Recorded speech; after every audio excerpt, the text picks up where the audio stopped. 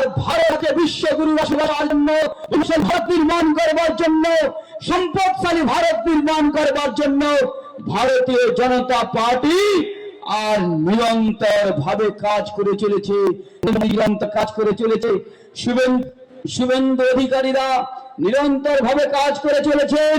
আমাদের প্রত্যেকটা দেবতুল্য কার্যকর্তা হাজারো অত্যাচারের সামনে দাঁড়িয়ে আমাদের কার্যকর্তারা ভারতকে বিশ্বগুরুর আসনে বসাবার জন্য, ভারত মাতাকে বৈভবশালী ভারত নির্মাণ করবার জন্য নিরন্তর কাজ করে চলেছে।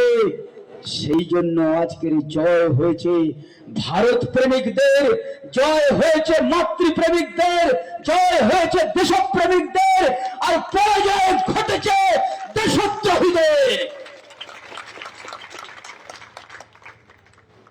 আমাদের এখানে বসে আছেন সঞ্জয় দা।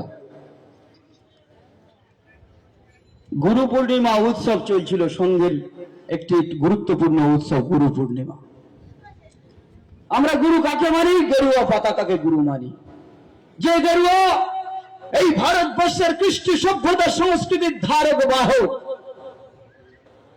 সেই গেরুয়া পতাকার প্রতি সমর্পণ ভাবনার জন্য, সমর্পণের উদ্দেশ্যে আমাদের তৎকালীন জেলা কার্যবাহ, আমাদের সেই সময়কার সংঘের বরিষ্ঠ অধিকারী ছিলেন আমাদের সঞ্জয় সিনহা, তার বাড়িতে কার্যক্রম হচ্ছে।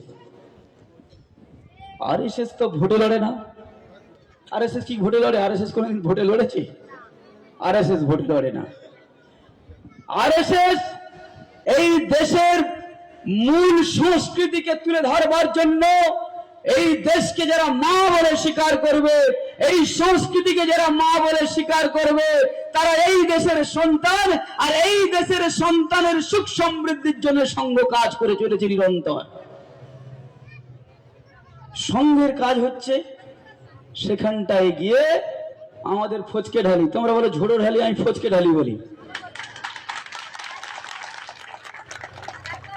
এই 4 দিন আগে, ভাই 2 দিন আগে সাধারণ মানুষ খবর পেয়েছে নাকি সে নাকি বাইকে করে বাড়ি ঢুকেছে, বাইকে ঢুকে বাড়ি ঢুকেছে।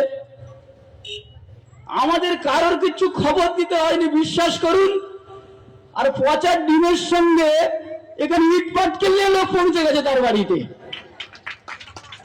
পচা ডিমের এখন ট্রেন চলছে। এখন যে যুবরাজ বলতো, সে রাস্তাঘাটে পচা ডিম খেয়ে খেয়ে বেড়াচ্ছে, পচা ডিমের আমলেট।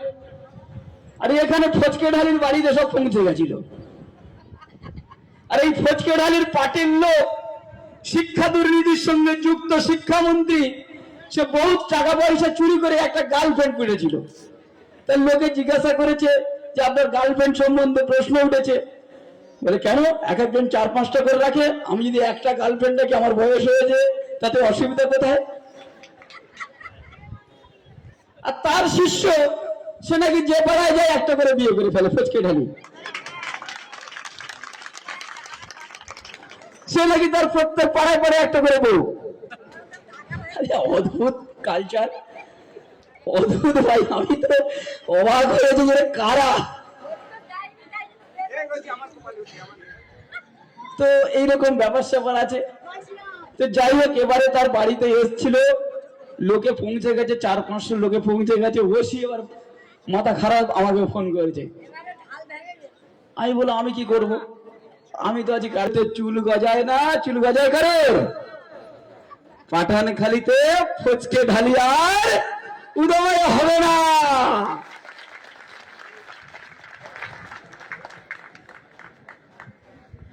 যতদিন না ওই মেয়ে যে মাটির শাড়ি খুলে ওই দিনকে অপমানিত করেছিল, ওই মায়ের সম্মান আমরা ফিরিয়ে দিতে পারছি।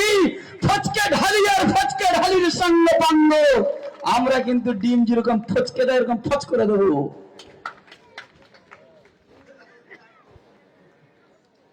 আমি মায়ের উপরে ঘটে যাওয়া অন্যায়, মাতৃশক্তির উপরে ঘটে যাওয়া অন্যায় বরদাস্ত নয়, বরদাস্ত করা হবে না।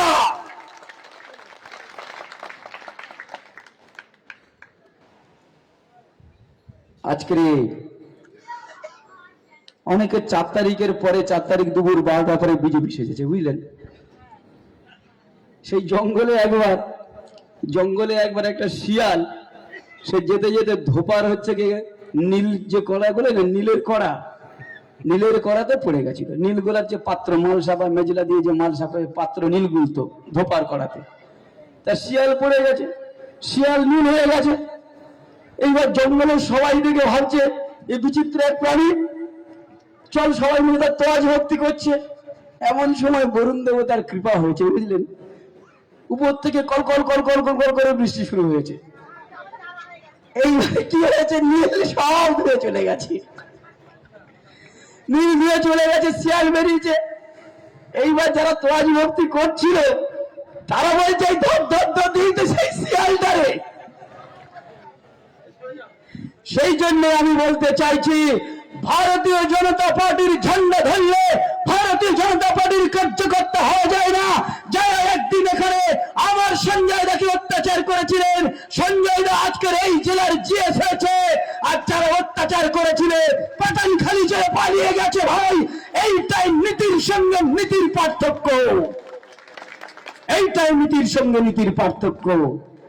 তাই যারা গেরুয়া আবিরে রেগে যেতে চাইছেন, রংটা মুখে আর গায়ে না লাগিয়ে যে গেরুয়া ত্যাগের প্রতীকী, ওই ত্যাগের আদর্শকে গ্রহণ করে এই মাতৃভূমির জন্য জীবন সমর্পণ করবার যদি সংকল্প গ্রহণ করতে পারেন, তবেই আপনি ভারতীয় জনতা পার্টির কার্যকর্তা হয়ে গড়ে উঠতে পারবেন।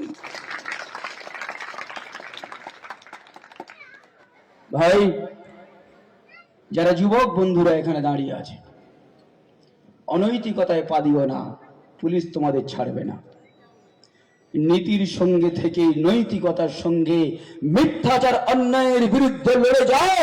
আমরা ভারতীয় জনতা পার্টির কার্যকর্তারা এবং আমি গোসবার বিধায়ক আপনার সামনে দাঁড়িয়ে থাকবো, পিছনে নয়। আপনাকে সুরক্ষিত করবার জন্য আমরা দাঁড়িয়ে থাকবো।